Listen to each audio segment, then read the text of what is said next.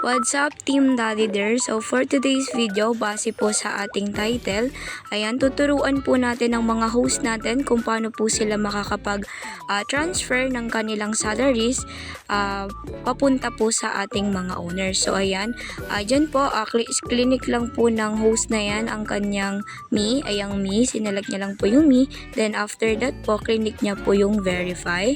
And then, andyan po, clinic niya lang din po ang kanyang host center. Ayan.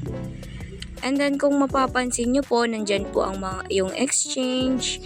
Ayan, nandyan po yung lahat. Nandyan po yung sa system natin. And then, yan, mapapansin nyo din po dyan yung transfer sa mga host natin. Click nyo lang po yung transfer and then lagay lang po natin yung user ID ng ating mga owner po.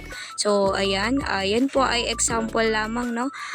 Ilagay lang po ng mga host natin ang ating mga ID and then i-confirm lang nila pag lumabas na po ang mukha ng owner, saka natin i-select po ang amount na gusto po natin ipasabay po sa ating owner.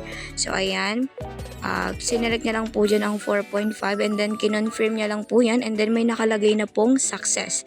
Meaning po niya nasa owner na po ang ating mga salaries and then ang owner na po natin ang bahalang mag-withdraw po noon.